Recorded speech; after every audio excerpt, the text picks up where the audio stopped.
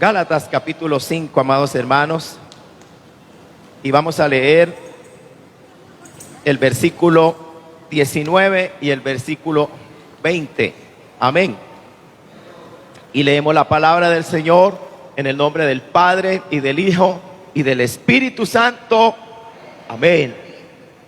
Versículos 19 y 20 dice así: y manifiestas son las obras de la carne, que son adulterio, fornicación, inmundicia, lascivia, idolatría, hechicerías, enemistades, pleitos, celos, iras, contiendas, disensiones, herejías, envidias, homicidios, borracheras, orgías y cosas semejantes a estas, acerca de las cuales os amonesto, como ya os lo he dicho antes, que los que practican tales cosas no heredarán el reino de Dios. Amén.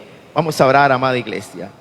Oremos. Padre, en el nombre de Jesús te damos gracias por esta oportunidad preciosa que tú nos das de reunirnos, de congregarnos en el templo para meditar en tu santa y bendita palabra. Después de haber orado y después de haber juntos exaltado tu nombre en alabanza con cánticos, ahora también, Señor, te pedimos que nos bendigas al escudriñar tu palabra.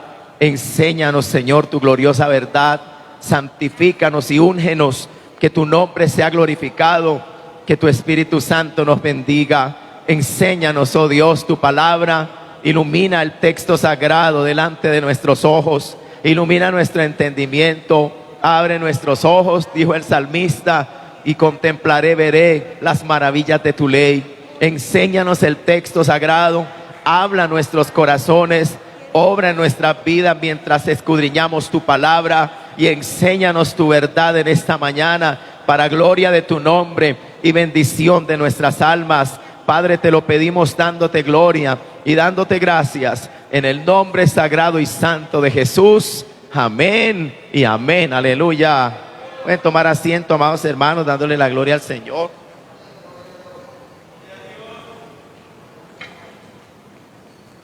Amén. Alabado sea Cristo. Bien, hermanos, seguimos adelante con esta partecita donde estamos escudriñando la palabra de Dios. Como ustedes saben, queremos hablar acerca del fruto del Espíritu, pero ya desde los versículos anteriores, más concretamente desde el versículo 16, Pablo, que escribe a los Gálatas bajo la inspiración del Espíritu Santo y que nos escribe a nosotros también, porque también para nosotros es esta palabra. También nosotros somos llamados a vivir por el Espíritu, andar en el Espíritu. También en nosotros reside la carne, de la cual habla aquí el apóstol Pablo. Así de que esto es en general para todos los creyentes, en todas las épocas, en todas las geografías. Esto es para cada uno de los que tenemos al Espíritu Santo morando en nuestros corazones. Amén. Quiero decir, de personas creyentes que han sido salvas, que sus pecados han sido perdonados, que han experimentado la regeneración o nuevo nacimiento con un cambio de vida genuino, porque el resultado que trae la salvación es una vida nueva en Cristo, una nueva vida donde vivimos apartados del pecado, donde ya no somos esclavos del pecado, ya no nos deleitamos en la vida pecaminosa, sino que nos deleitamos en Dios, en su verdad, en su palabra. Eso es algo que el mundo no puede comprender, porque esto no sucede por métodos humanos o por terapias o por habilidades humanas. Esto es algo que solamente Dios hace. Y el mundo, mientras no tenga el Espíritu de Dios, él nunca va a poder entender por qué la vida de un cristiano cambió.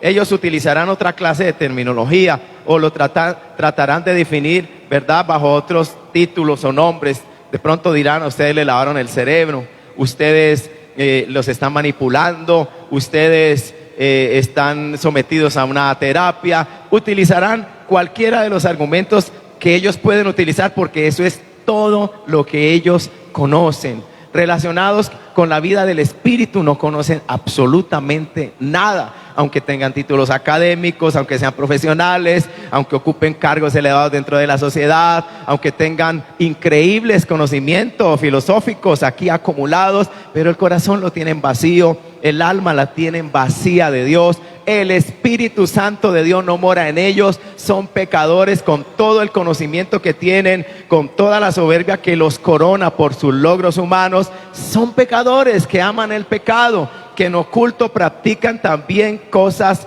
feas, que se entregan a los placeres y deseos de la carne, que tienen sus conciencias manchadas, sucias por el pecado, que delante de Dios son impíos, atrevidos, temerarios, que no temen insultar a Dios, blasfemar contra las cosas de Dios, que manejan un lenguaje sucio porque sucio tienen el corazón. Alabado sea el Señor.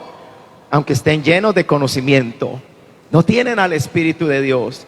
Pablo lo dijo claramente, que estas cosas en 1 Corintios 2 nos han sido reveladas a nosotros por el Espíritu que nos ha sido dado, que mora en nosotros. Pero que el hombre natural es el hombre que todavía vive cautivo y esclavo de sus pasiones y deseos, de su carne, es decir, el hombre inconverso, en quien el Espíritu Santo todavía no mora, aquel que todavía no ha sido regenerado y no tiene vida de Dios. El hombre natural no percibe las cosas de Dios, no las entiende, no las puede ver, percibir, captar. Alabado sea el Señor, porque no tiene a Dios. Esta palabra que escribe el apóstol Pablo no es para ellos, es para nosotros los que tenemos el Espíritu de Dios. Amén, amada iglesia. ¿Y por qué decimos esto? Porque es necesario que la iglesia entienda estas cosas. Porque todavía estamos en el mundo y podemos ser tentados. Se habla de los 3 grandes enemigos que enfrenta el cristiano mientras peregrina aquí en la tierra, nuestra peregrinación hasta llegar a la presencia de Dios un día. Y esos 3 grandes enemigos son el diablo, el Señor lo reprenda, el mundo con sus placeres y deseos, con sus ofertas pecaminosas, mundanas, que no son para la gloria de Dios. Quiero decirle, amado hermano, nada de lo que ofrece el mundo es para la gloria de Dios, absolutamente nada. El mundo tiene lo suyo. El Señor Jesucristo dijo: el mundo ama a los que son del mundo. El mundo ama lo suyo. Y el Señor lo dijo en el Evangelio según San Juan: pero el mundo a mí no me ama, el mundo me aborrece. Entonces, eso es una de las cosas que entendemos nosotros los creyentes, por lo cual debe haber una absoluta separación entre nosotros y los valores que representan este mundo caído, sin Dios, cuyo Dios es el diablo. Porque la Biblia dice claramente en 1 de Juan también, en el capítulo 5, que el mundo entero está bajo el maligno, bajo su influencia, bajo su esfera, bajo su gobierno, bajo su autoridad. Pues, hermano, es difícil uno como cristiano tratar como dijera yo. Sí, siempre va a encontrar uno que no hay una armonía, no podemos mezclarnos, si puedo usar esta palabra, tratar de entender, por ejemplo, lo que está sucediendo en nuestra sociedad hoy en día. Es difícil para nosotros tratar de, como dijera yo, amados hermanos, de estar en el lugar de ellos de una manera absoluta, porque nosotros ya no somos de este mundo. Ya no somos de este mundo. Hemos sido trasladados del reino de las tinieblas al reino de Dios. Y aunque somos humanos y venimos de un trasfondo cultural y social y económico mismo, y entendemos mucho de lo que ellos están viviendo y vociferando y reclamando y violencia y tanta cosa, mas sin embargo, por el solo hecho de ser cristianos y de que el Espíritu Santo mora en nuestros corazones, no podemos tener comunión con ellos. No hay compatibilidad. Muchas veces en las palabras de ellos, en las formas, en las maneras, en las conductas de ellos, no tenemos armonía. Nosotros ya no practicamos esas cosas. Por ejemplo, la mentira, el chantaje, la violencia, la amenaza. No tiene absolutamente nada que ver con la vida del regenerado, del nacido de nuevo, del hombre y la mujer en quien mora el Espíritu Santo y que ahora tiene el amor de Dios morando en sus corazones.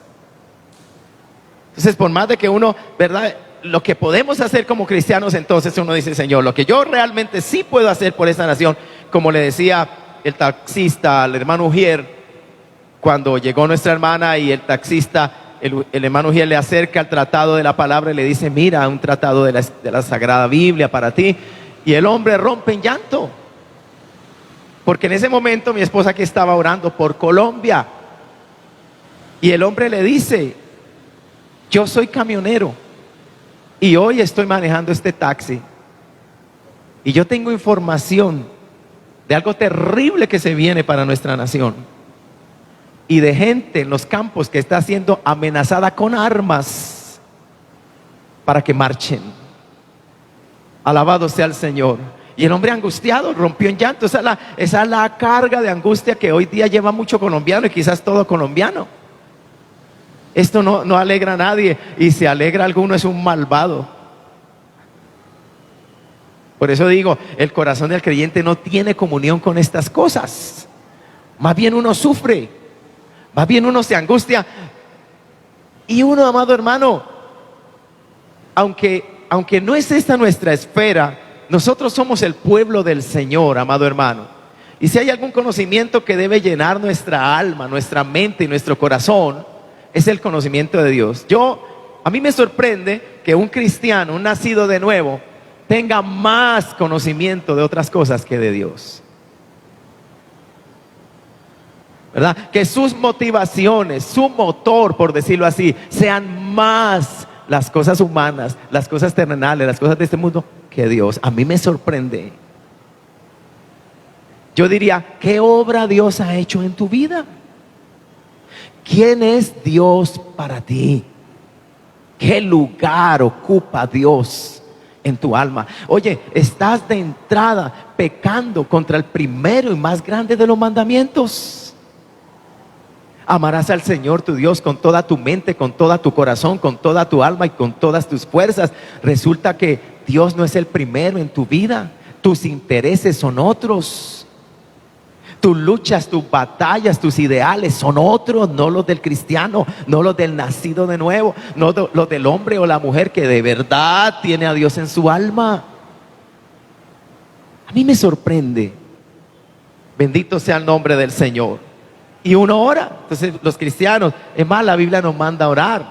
Nos manda a orar por la nación, por los gobernantes, para que vivamos quieta y reposadamente.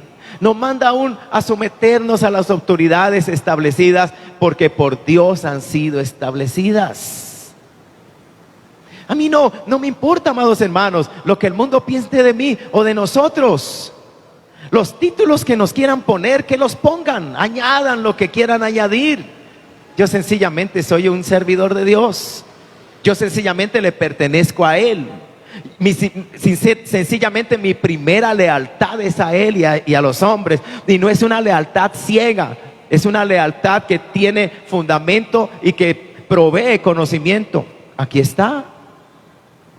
O sea, no es una lealtad ciega donde yo digo, me parece que por haber conocido a Dios y como creyente yo debo actuar de esta manera, creo que eso le va a agradar a mi Dios. No es una fe ciega. No es una fe sin doctrina, sin conocimiento. Está aquí escrita en el santo y sagrado libro. Es la enseñanza de vida y de conducta y de fe, de comportamiento para todas las áreas, las facetas de mi vida. Y para todos los días de mi vida, opere en el hogar, opere en la familia, opere en el área de trabajo, opere frente al Estado, frente a la sociedad, frente a la comunidad, donde quiera que sea. Yo tengo voluntad de Dios revelada para mi vida aquí en la palabra, y como cristiano esa voluntad de Dios yo quiero agradar, esa voluntad de Dios yo quiero obedecer, esa voluntad de Dios yo quiero cumplir, porque Él es número uno en mi vida. No es segundo ni tercero, no es después de estado, gobierno, dinero, fama, no. Eso es secundario y es mundano. Dios es primero. Y si tú, cristiano, no lo has entendido, ¿qué? ¿No te ha nacido? ¿No te ha amanecido todavía? Necesitas convertirte de nuevo. Necesitas nacer de nuevo. Necesitas conocer a Dios, ver a Dios en tu vida. Cambia, por favor, arrepiéntete, por favor. Llora en la presencia de Dios y dile: realmente lo que yo te quiero ofrecer es mi vida. Alabado sea el Señor. Sí, amado hermano, ¿quién es primero para ti en tu vida? Tus intereses, tu fama, tus negocios, tu trabajo, tu empresa, tus ahorros, tus entretenimientos, tus vacaciones, tu esposa, tu esposo, tus hijos, tu mascota, tu carro, tu casa. ¿Qué es primero? Tus ideales, tus proyectos, tus anhelos, tu agenda. ¿Qué es primero en tu vida? Luego no vivimos para Dios. Luego no decimos que somos de Él, que le pertenecemos a Él. Luego no decimos que Él es Señor y que yo soy su esclavo. Luego no somos de los que escuchamos un día la voz del Maestro que nos dice en sus santos evangelios: todo aquel que quiera venir en pos de mí. Hay unas demandas, hay unos requisitos de Dios. En verdad, el hombre y la mujer que lo está siguiendo a Él es uno que ha muerto a su yo, es uno que ha tomado su cruz, es uno que ya no vive para sí mismo. ¿Me comprende eso, amado hermano? Creo que no necesitamos, hermano, mucho entendimiento para entender eso. Creo que el evangelio es tan claro para entenderlo, que el Señor no nos envió unos jeroglíficos escritos y que solo le concedió a 3, 4, 5 o 10 dotados, capacitados por Dios para que los descifren y los interpreten y nos hagan entender qué es lo que Dios nos quiere decir. Usted tiene el entendimiento necesario, usted tiene la inteligencia necesaria y usted tiene una Biblia que puede abrir, leer. Y le voy a decir algo más: aparte de esas capacidades naturales y humanas que Dios nos ha dado, usted tiene algo más santo, algo más grande, algo más glorioso. Usted tiene al Espíritu Santo de Dios morando en su ser. Alabado sea el Señor, a su nombre sea la gloria. Amén, amada iglesia. Y hemos estado estudiando la doctrina del Espíritu Santo. Y Juan le escribía en primera de Juan a los creyentes: y no tenéis necesidad de que nadie os enseñe, porque la unción misma, hablando del Espíritu Santo, os enseña todas las cosas. Por supuesto, todas las cosas relacionadas con la salvación, con la doctrina de Dios. Alabado sea Cristo para siempre, amada iglesia. Su nombre sea exaltado. Sí, amado hermano, estamos en el mundo, pero no somos del mundo.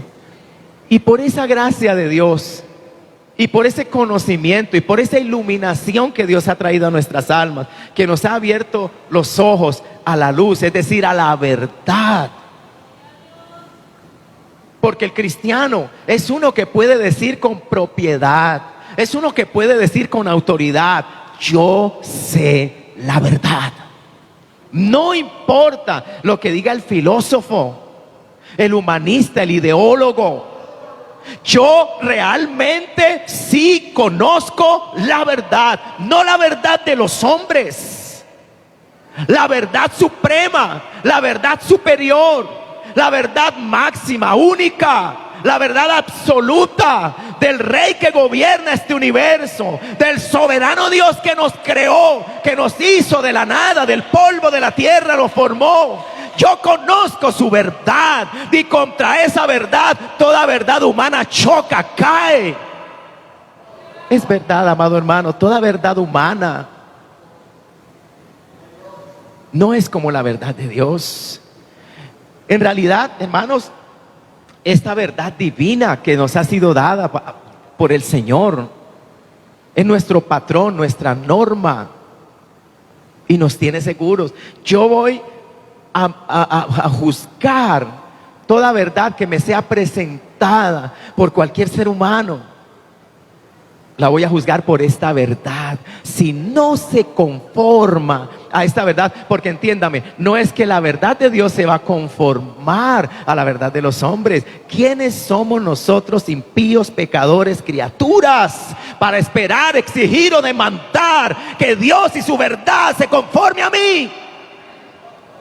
Estoy equivocado. Estoy engañado. Amado hermano, somos nosotros los que nos conformamos, los que debemos conformarnos. Cuando Cristo nos salva, Él nos está conformando a su imagen, a su semejanza. Está el Señor restaurando aquello que se perdió en Edén y se perdió por una mentira. Si Adán y Eva hubieran comparado o hubieran juzgado las palabras de la serpiente por la palabra de Dios que ya les había sido revelada, no habrían caído. O sea, si hubieran juzgado y hubieran obedecido, por supuesto. Porque básicamente el pecado fue la desobediencia. Ellos tenían conocimiento. Y ahora que tocó ahí, porque qué tremendo es, hermano, que teniendo ya este conocimiento nos dejemos envolver y engañar por la mentira. Y veamos como una mejor o mayor oferta los pensamientos humanistas que la palabra de Dios.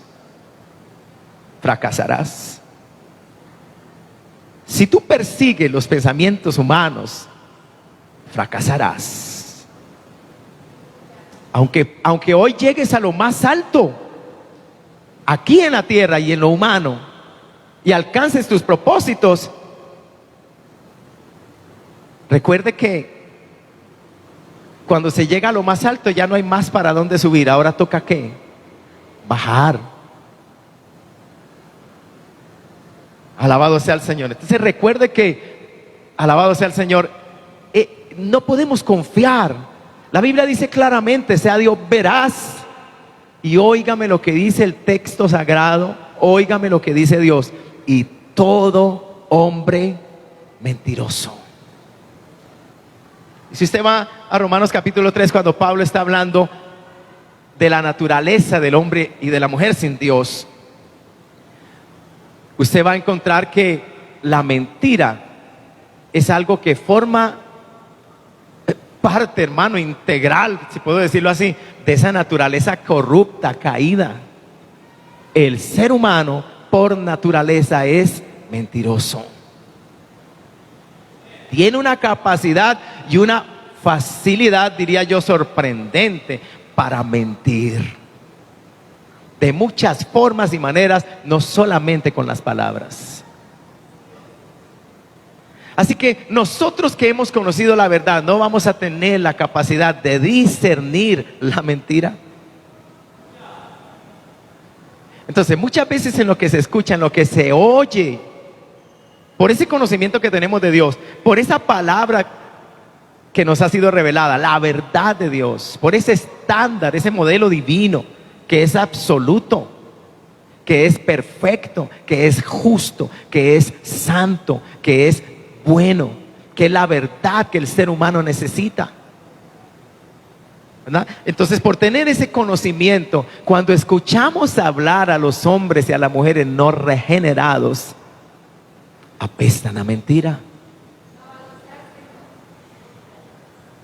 Mucho de lo que hoy día incluso se maneja en las redes sociales, perdónenme la expresión como tan popular, es el tufito, la peste de la mentira que hay en el corazón, buscando engañar, buscando lograr las intenciones, los propósitos, las intenciones de su corazón.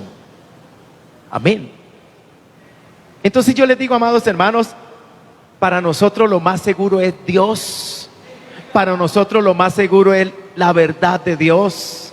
Para nosotros estamos pisando roca firme cuando nuestras vidas permanecen cimentadas en el fundamento divino que nos ha sido revelado por Dios a través de su palabra.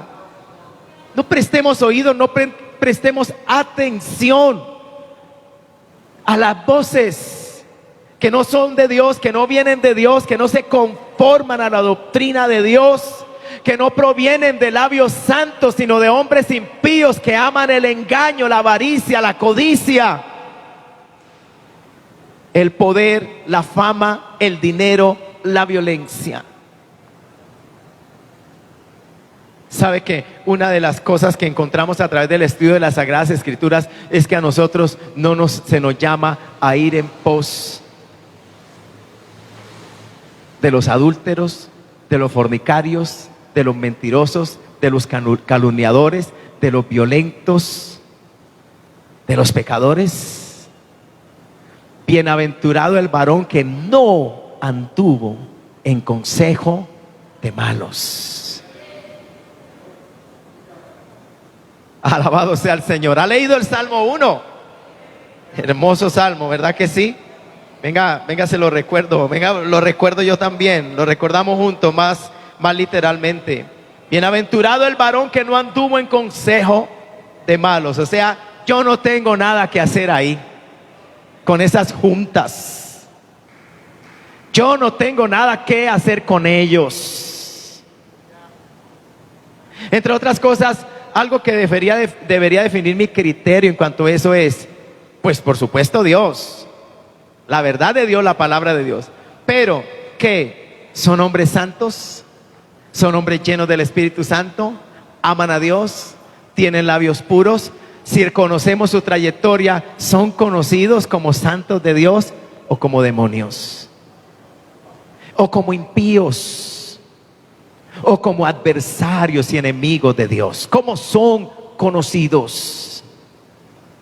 Entonces yo voy a ir a marchar en pos de ellos. Yo voy a hacer causa común con ellos. Repito, hermano, perdone que insiste en estas cosas. Nosotros somos el pueblo de Dios. La Biblia dice claramente: seguid la paz, la santidad con todos aquellos que de corazón limpio invocan el nombre del Señor. ¿Se ha leído ese texto en Timoteo? Alabado sea el Señor. Entonces uno mira, yo no tengo nada que hacer aquí. Bienaventurado el varón que no anduvo en consejo de malos. ¿Sabe quiénes son los malos? Los hombres impíos, los hombres que no temen a Dios. No importa si tienen rostro bonito, corbata, saco fino, buen olor a perfume, buena cuenta bancaria, buen hablado, buena ideología, son impíos ante los ojos de Dios, son malos. La salvación no ha llegado a ellos, aborrecen a Dios en sus corazones, sus deseos son impuros, sus deseos son impíos, sus deseos son pecaminosos. La gloria que buscan es la suya propia, no conocen otra cosa porque no conocen a Dios. No buscan la gloria de Dios. Yo no puedo ir con los que no aman a Dios, con los que no buscan la gloria de Dios. No quiero ir allí, amada iglesia. ¿Me comprende, amado hermano? ¿Qué tiene que ver, hermano, la luz con las tinieblas? Santo es el nombre del Señor.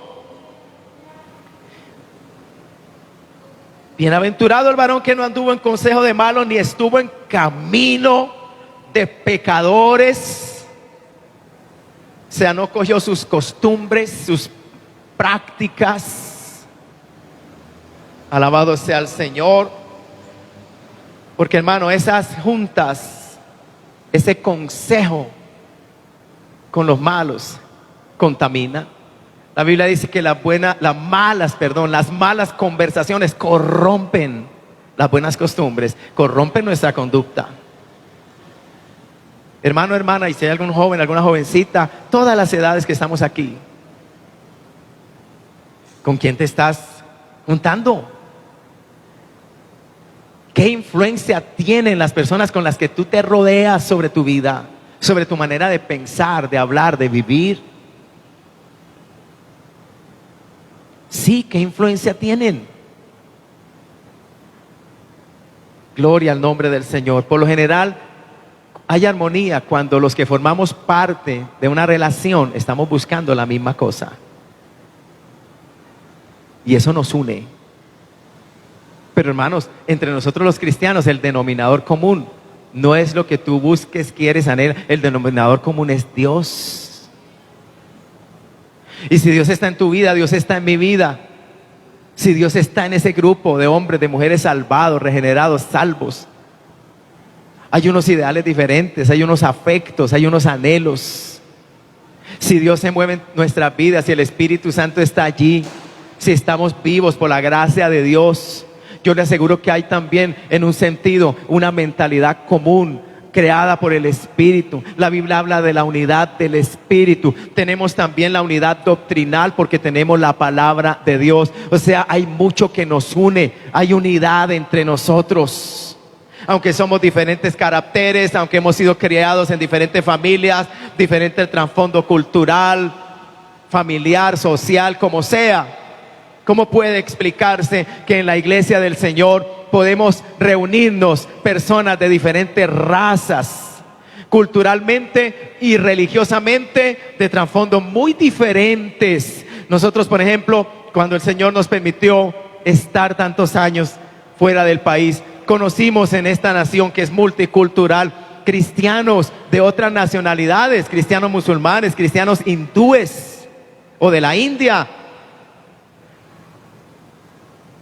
Y que, hermano, aunque somos tan diferentes, razas tan distintas, creencias o costumbres tan diferentes, pero cuando estamos en Dios, y es algo que se puede ver con claridad, tan hermoso en un culto a Dios, usted ve que no importa la lengua, el idioma, la nacionalidad, el estatus social o el trasfondo social de donde venga la persona, todos somos uno en Cristo, todos adoramos, hay comunión, hay armonía, hay hermandad, hay amor al hermano, hay compañerismo cristiano, manejamos la misma Biblia, la misma verdad de Dios. ¿Quién crea eso en la sociedad humana? Solamente Dios, solamente el Espíritu de Dios puede traer verdadera paz y armonía entre los seres humanos. Yo les decía la otra vez, hermano, que tuve la oportunidad de conocer en Australia dos hermanos de la misma nacionalidad, pero que ellos se habían conocido de antes de ser cristianos. Sí, centroamericanos ellos, y ellos operaban en bandos, en su país, en bandos totalmente contrarios y violentos. ¿Sabe cómo se conocieron ellos? En una cárcel en su país.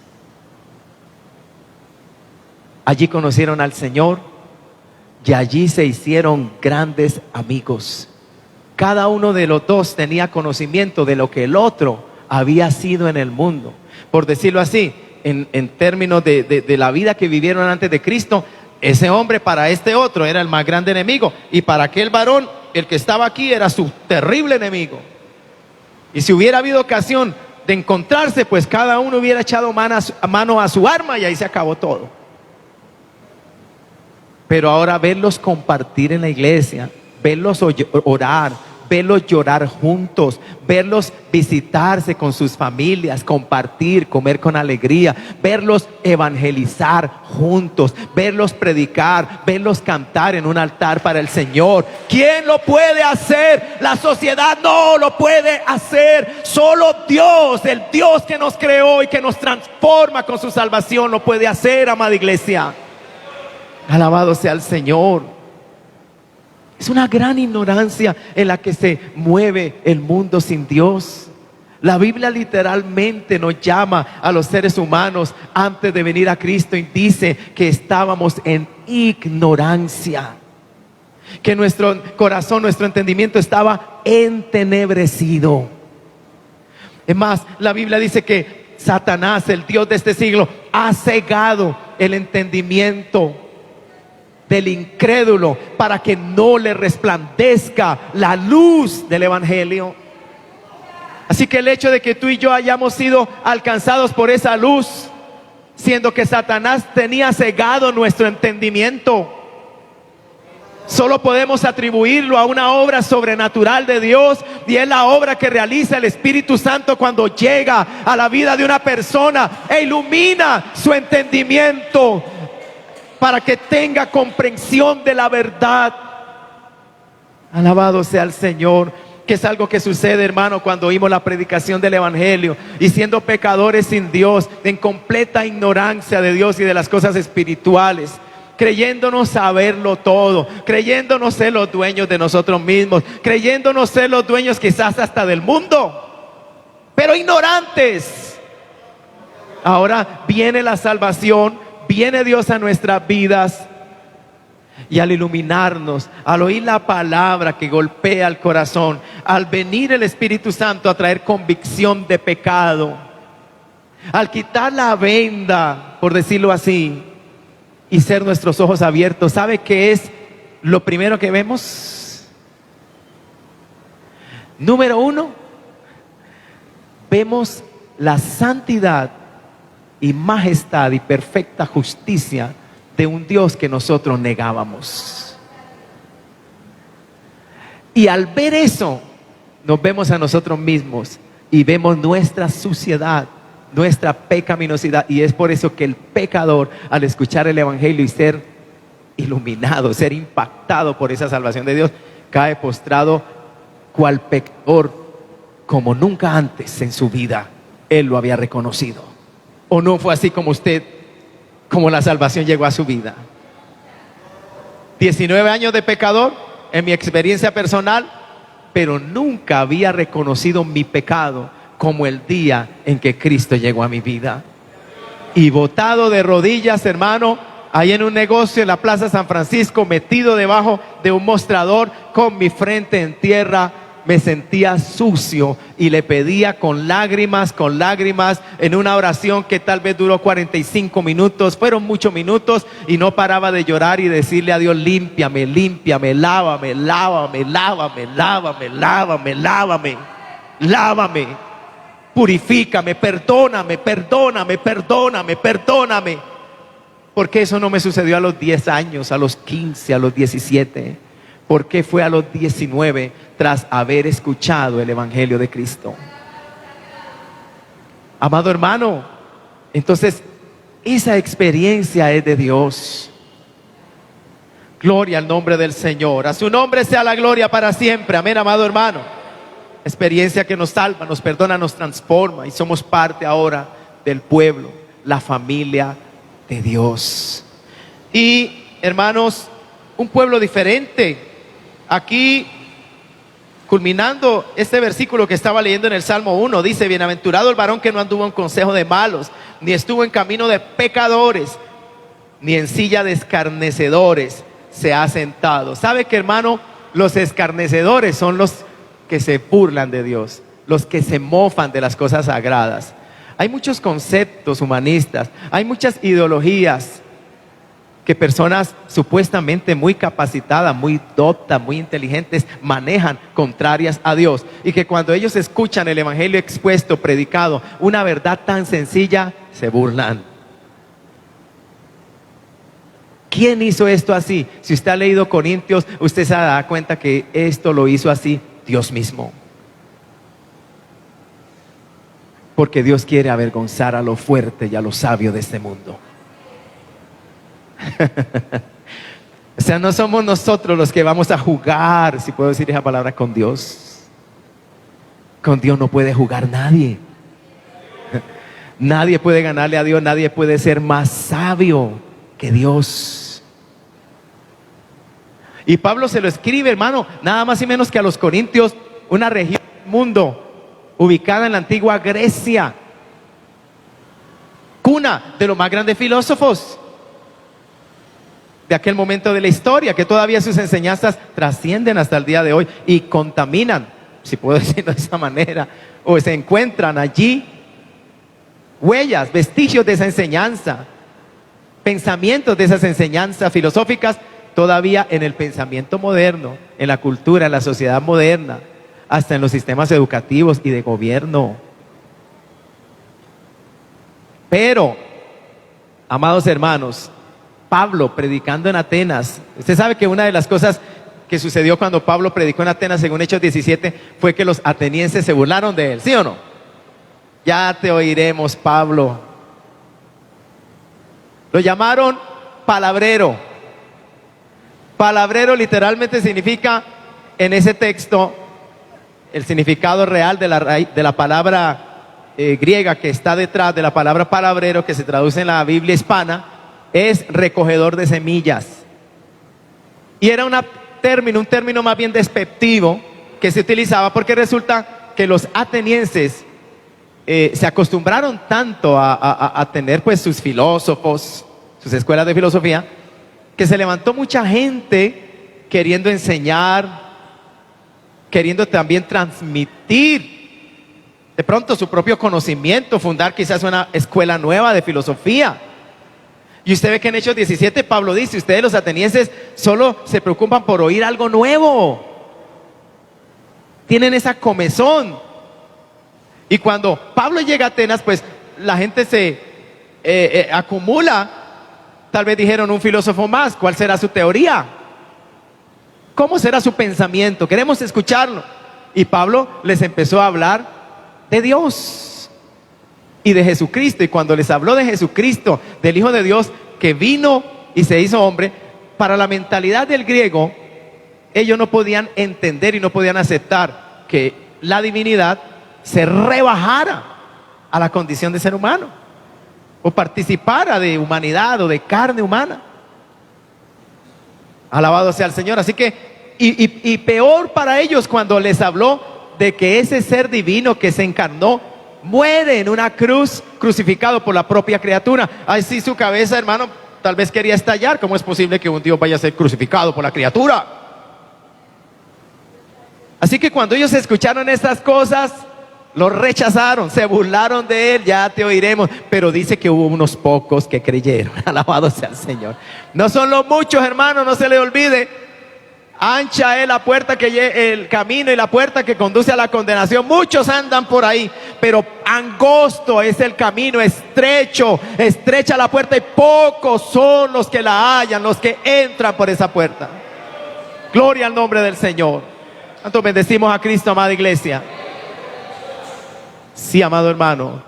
Pero a Pablo lo llamaron palabrero, que significa recogedor de semillas. ¿Y sabe qué era lo que era un término despectivo? ¿Sabe qué era lo que quería transmitir eso? Que Pablo era un indocto, que Pablo era un hombre que se dedicaba era a recoger conocimientos de aquí, de allá, de por aquí, de fulano, de sutano, y luego a darlos, sí, a transmitirlos. Pero que de él no había nada nuevo, de que de él no era un hombre, por decirlo así, tan capacitado como para traer un pensamiento nuevo. No, él estaba sencillamente repitiendo, recogiendo semillas, recogiendo conocimientos, quién sabe de dónde, y repitiéndolos. Y Pablo le escribe a los corintios, porque Atenas, Corinto, toda esa zona era Grecia, y les dice que Dios lo había permitido de esa manera para confundir al sabio en su sabiduría mundana, para aprenderlo en su sabiduría mundana. Que lo que para los griegos era lo que la sabiduría de Dios, para los griegos era locura, porque ellos no podían entender el mensaje de la cruz. Y si quiere, hermano, para que usted lo vea textualmente, busque ahí en Primera de Corintios conmigo, en el capítulo 1, mire el versículo 18. Es interesante, hermano, mire, que en el versículo 17 de Primera de Corintios, mire lo que Pablo está escribiendo a los corintios, griegos ellos, con un trasfondo cultural, filosófico, de mucho conocimiento humano. El versículo 17 dice, pues no me envió Cristo a bautizar, sino a predicar el evangelio, no con sabiduría de palabras. Oiga, en otras palabras, no es sencillamente una sabiduría de palabras. Ese es el mensaje de la cruz, ese es el mensaje de Dios. Dice, para que no se haga vana la cruz de Cristo. Sí, hermano, todo lo que se salga de la sabiduría de Dios y del mensaje de la cruz, dice Pablo, eso hace vana la cruz de Cristo. Lo que realmente necesita la iglesia es predicar el evangelio, es predicar a Cristo. Verso 18, porque la palabra de la cruz es locura a los que se pierden, pero a los que se salvan, esto es a nosotros, es poder de Dios. Pues está escrito, destruiré la sabiduría de los sabios. ¿Quién dice eso? Lo dice Dios. Destruiré la sabiduría de los sabios de este mundo, y desecharé el entendimiento de los entendidos. ¿Dónde está el sabio? ¿Dónde está el escriba? ¿Dónde está el disputador de este siglo? ¿No ha enloquecido Dios la sabiduría del mundo? Pues ya que en la sabiduría de Dios el mundo no conoció a Dios, mediante la sabiduría agradó a Dios a salvar a los creyentes por la locura de la predicación. Porque los judíos piden señales y los griegos buscan sabiduría, pero nosotros predicamos a Cristo crucificado, para los judíos ciertamente tropezadero y para los gentiles locura, mas para los llamados, así judíos como griegos, Cristo, poder de Dios y sabiduría de Dios. ¿Cuánto bendecimos al Señor? Entonces, amados hermanos, la sabiduría de Dios que salva, por supuesto, esta sabiduría la que salva. Para el mundo esto es locura, este mensaje del evangelio. Y es un mensaje, amados hermanos, que muchos menosprecian. Hay personas que cuando nos escuchan hablar una verdad tan sencilla, se burlan. Porque ellos consideran dentro de sí mismos que tienen un conocimiento muy elevado, que la intelectualidad, la mentalidad de ellos es muy elevada. ¿Cómo para creer estas cosas? Eso es soberbia. Ese es el orgullo del corazón humano. Y se niegan a creer en la existencia de Dios. Por eso será también, o es una de las razones por las cuales la Biblia habla del evangelio para los humildes. O sea, para el corazón contrito, para el corazón que se humilla delante de Dios. Bienaventurados los pobres en espíritu, dice la Sagrada Escritura. Y un pobre en espíritu no es un soberbio, no es un altivo, no es uno que apela a su riqueza, a su fama, a su estatus o a sus conocimientos para decirle no a la verdad de Dios. O para dejar de reconocer a Dios y dejar de reconocer en sí mismo que es un pecador que necesita el perdón divino. Ellos tal vez en su soberbia dirán: ¿y yo de qué tengo que arrepentirme? ¿Y yo a quién tengo que pedirle perdón? Ese es el colmo de la soberbia humana, que engaña el corazón del ser humano y lo pierde, que lo priva de la salvación, que le impide ver su condición, que le impide reconocer a Dios y humillarse. Pero el que teniendo o recibiendo el conocimiento de Dios o siéndole presentado el mensaje de Dios, su corazón tiembla, se humilla ante Dios. Usted ve en la Biblia casos como el de un principal de la sinagoga, Jairo, muy importante dentro de su sociedad, muy reconocido, pero que cuando fue quebrantado por el dolor, su hija está agonizando y no hay nada que hacer. Cómo el orgullo es vencido, porque en ningún otro momento Jairo se acercó a la presencia del Señor. Del Señor no quería nada.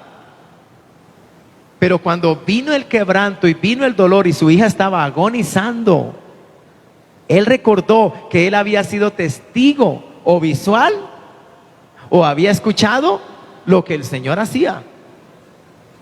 Y tenía esa opción maravillosa, correr a Jesús para pedir ayuda en el caso de su hija. Y algo que nos revela este pasaje de la Escritura es que también este hombre de alguna manera nació fe en su corazón. Él creía que el Señor podía hacer algo, pero había un obstáculo: su propio orgullo, su propio estatus, el partido o religión a la que él pertenecía. Los fariseos por naturaleza rechazaban y eran hostiles al Señor Jesucristo. ¿Cómo iba él a aparecer como fariseo buscando la ayuda de uno que era tan odiado por los de su religión? Pero tenía que decidir, y pudo más el amor por su hija, el sufrimiento y la fe, y corrió a los pies del Señor. ¿Y fue recibido o no fue recibido? Sí fue recibido. Cuando se humilló, el Señor recibió su oración Y el Señor respondió a su angustia. Usted ha leído el relato bíblico, el Señor no solamente la libró de morir, más que eso, la levantó de la muerte. Un milagro portentoso, porque un hombre se humilló. Alguien dijo, ¿y qué pasó con el orgullo y la fama y el estatus de este hombre, de Jairo el principal? Afuera con eso. Afuera con eso. Es sorprendente porque cuando usted lee el texto sagrado, la Biblia dice que él no solamente llegó ante el Señor, sino que se postró. Se postró. Y eso es una humillación plena. Eso es un acto de humillación, de reverencia, de reconocimiento también y de dependencia. Señor, aquí estoy. Aquí estoy. Ayúdame.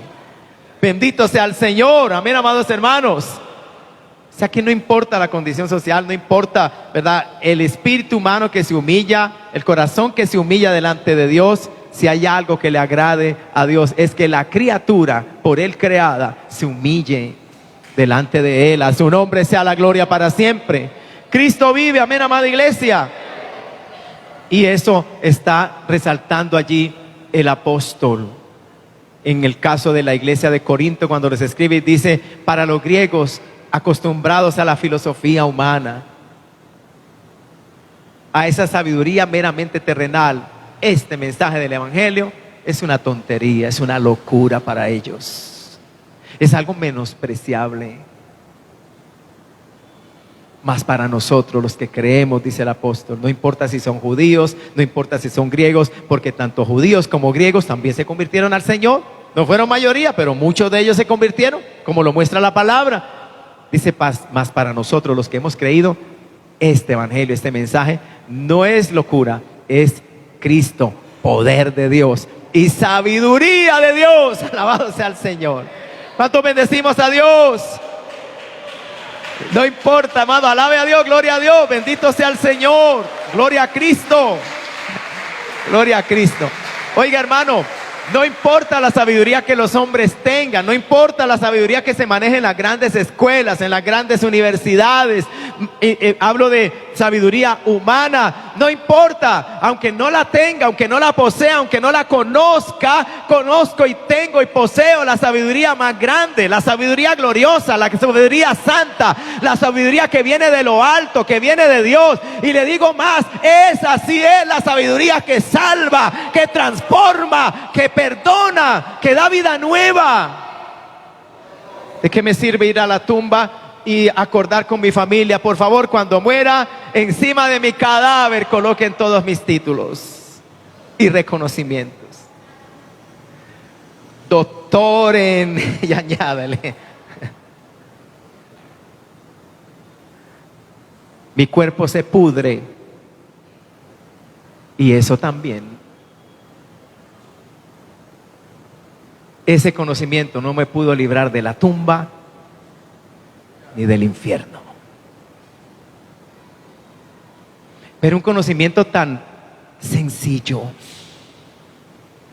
como el mensaje del Evangelio de Dios, de Cristo. Tal vez físicamente en primera instancia no me va a librar de la tumba, porque todos hemos de morir. Está establecido para todos los hombres que mueran una sola vez y después el juicio. Pero no voy a quedar en la tumba. Por ese conocimiento que trajo salvación a mi alma, un día voy a ser levantado de la tumba. ¿Puedes creerlo? Un día voy a ser resucitado de entre los muertos. Alabado sea el Señor. Un día voy a recibir un cuerpo nuevo, glorificado, conforme lo enseña la Biblia. Y no solamente voy a ser levantado, resucitado, voy a ascender en los aires para encontrarme con el Señor. Y luego el Señor me llevará a las moradas eternas, a las moradas que Él dijo, me voy a preparar lugar para vosotros, para que donde yo estoy, vosotros también estéis. Alabado sea el Señor. A su nombre sea la gloria para siempre, amado hermano. Y alguien dirá, qué lindo. ¿Y para los otros qué hay? ¿Para los otros qué hay? Pues para los otros no hay cielo. Habrá una resurrección también, pero será una resurrección para condenación. Habrá un juicio para ellos. Y el que los juzgará no es ningún juez corrupto que pueda ser comprado o que sea medio ciego o medio sordo. ¿Entiende lo que quiero decir? Sino uno que lo sabe todo perfectamente, que me conoce, si puedo decirlo así, desde antes de nacer, porque fue su voluntad y su plan que yo naciera en este mundo y me formó.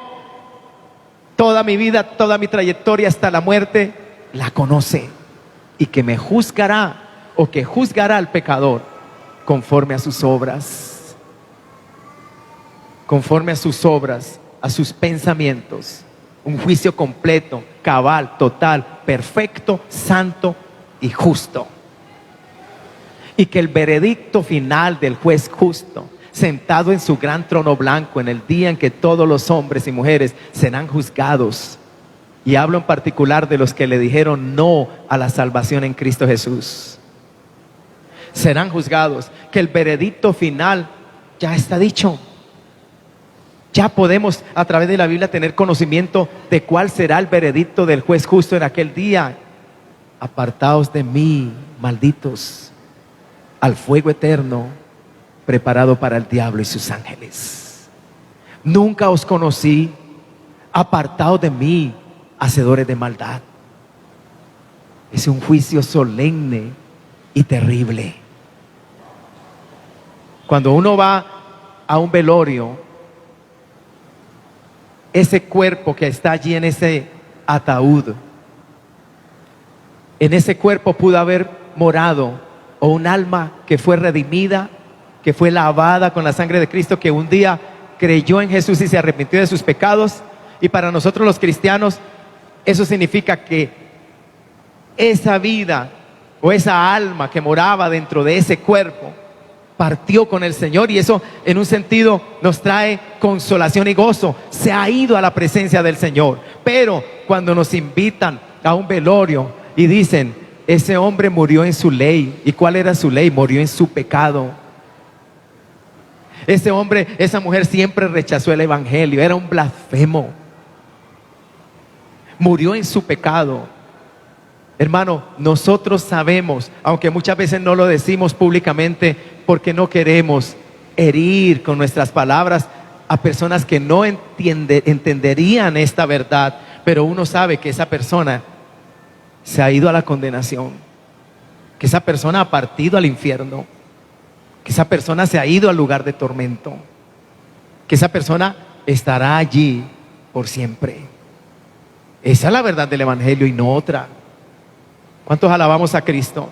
Entonces, hermanos, de que si tenemos conocimiento humano, de que si seguimos las ideas de los hombres, hermanos, sigamos el conocimiento de Dios, sigamos la verdad de Dios, sigamos la voluntad de Dios que ya Él nos ha revelado en su palabra, que nos hace sabios, que nos hace entendidos, que nos libra del error, que nos libra, amados hermanos, de conductas inapropiadas para el cristiano, para el hombre y para la mujer que forma parte de la familia de Dios. Aprende a conducir tu vida, alabado sea el Señor, conforme al conocimiento de Dios. Tú eres un hijo de Dios, tú eres una hija de Dios. Vive en medio de esta sociedad, vive en medio de tu familia, vive en tu lugar de trabajo, vive en medio de la comunidad, como vive el hombre y la mujer que ha conocido a Dios, que conoce a Dios, que tiene el conocimiento de Dios, que conoce la verdad de Dios. No actúes como los hombres y las mujeres que no conocen a Dios. No creas la mentira, no creas el error, no creas el engaño. Compara, alabado sea el Señor, filtra a través del filtro divino de la verdad de Dios todo lo que llegue a tus oídos, todo lo que llegue a tu mente, todo lo que se te sea comunicado, aunque sea con palabras finas, pulidas, bonitas, intelectuales, emotivas, altas palabras. Hermano, fíltralo a través de la verdad del Señor, a través del evangelio de Dios. Y si es de Dios, glorifica a Dios, y si no es de Dios, deséchalo. Alabado sea el Señor, para la gloria del Señor y para el beneficio de tu alma. Amén, amada iglesia. Y vivamos para Dios, porque el conocimiento de Dios nos enseña a vivir para Él, en el hogar, en la familia, en el trabajo, en la calle, en la escuela, en el colegio, ante el Estado, ante el gobierno, ante las autoridades, en toda área, amado hermano, en toda área. Aquí hay conocimiento de Dios para vivir una vida conforme a la voluntad de Dios aquí en la tierra. Amén, amada iglesia. Vamos a estar de pie y demos gracias a Dios por su palabra esta mañana. Amados hermanos, por un momento levante sus manos a Dios y glorifique al Señor. Hay un mundo afuera. Usamos esa expresión sencillamente para decir, hay un mundo que vive en la carne, sin Dios, sin esperanza, cautivo de sus muchos pecados, que es esclavo de sus pasiones y deseos, que en forma compulsiva, obsesiva, peca. Y que muchas veces lo único que se levanta para refrenarlo es la conciencia. Y la persona se siente mal por lo que ha hecho. Pero a veces ni la conciencia detiene al pecador. Tantas veces ha sido violada la conciencia que ahora el pecador peca a placer, sin remordimiento, sin sentir nada que lo refrene, nada que lo estremezca. Tiene la conciencia sucia, manchada. Tiene la conciencia muerta. Pero cuando venimos a Cristo, el poder del Espíritu Santo de Dios nos da vida. Cuando estábamos muertos en nuestros delitos y pecados, nuestra conciencia vuelve a activarse, a ser sensible. Y más que nuestra conciencia, el Espíritu Santo que viene a morar en nuestros corazones nos enseña a vivir para Dios, a amar la justicia, a amar la santidad, a perseguir la verdad de Dios, a buscarla.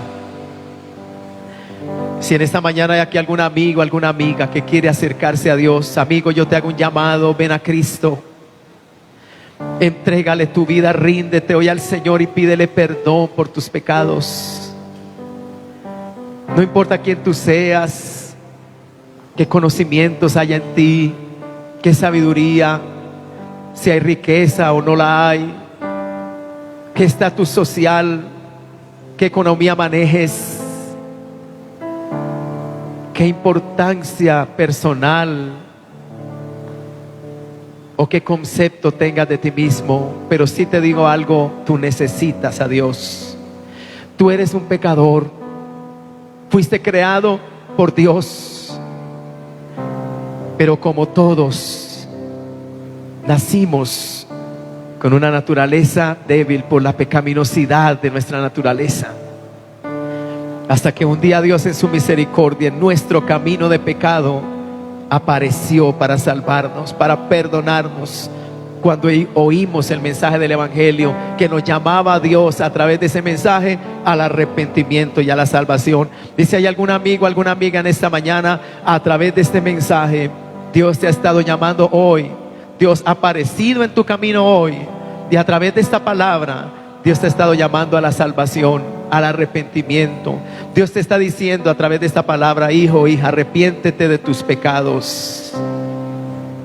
Arrepiéntete y cree en Jesucristo, en el Santo Hijo de Dios, porque Él es el único que salva, puesto que Él es el único enviado desde los cielos y el único que murió en la cruz como sacrificio perfecto, sin pecado y sin mancha, llevando tus pecados, mis pecados, llevando nuestros pecados sobre la cruz, para que tu pecado fuera expiado ante los ojos de Dios, para que fuera satisfecha la justicia de Dios que demandaba muerte al pecador. Cristo murió por ti en la cruz del Calvario, para que hoy tú no recibas muerte sino vida. Por eso, si hay alguna vida aquí en este lugar que quiera en esta tarde, en esta mañana, acercarse a Dios, por un momento venga a este altar. Yo quiero orar por ti. Acércate a este altar. Todo aquel que quiera en esta mañana decirle a Dios, perdona mis pecados. Todo aquel que en esta mañana crea en Jesucristo. Todo aquel que en esta mañana crea en aquel que derramó su sangre sobre la cruz del Calvario para perdonar tus pecados. Y estás aquí en esta mañana a través de este mensaje. Dios te está diciendo, ven hoy, arrepiéntete. Hoy es el día de salvación. Ven a mí, alabado sea el Señor. Ven a Cristo, que dio su vida sobre la cruz del Calvario. Míralo a Él con sus manos extendidas sobre la cruz y su sangre siendo derramada para que tú recibas el perdón, porque Cristo pagó el precio por tus pecados al derramar su sangre y al morir por ti. porque la Biblia dice que la paga del pecado es muerte. Si hay alguna vida aquí en el templo, acérquese a este altar y ríndele tu vida a Cristo y pídele perdón por tus pecados mientras yo oro por ti. Y si en los hogares hay vidas que se acercan al Señor en casa, arrodíllate allí en tu cuarto, en tu habitación, en tu sala, y pide a Dios perdón por tus pecados. Pídele a Dios que te lave, que te limpie, que te salve, que te perdone, que te transforme, que te liberte, que rompa las cadenas de vicio y de pecado, que te haga un hombre nuevo, que te haga una mujer nueva en Cristo. Pídele a Dios en esta mañana.